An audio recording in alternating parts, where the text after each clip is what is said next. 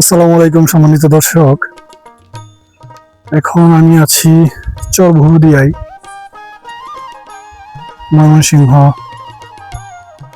বিশাল বড় একটি চর।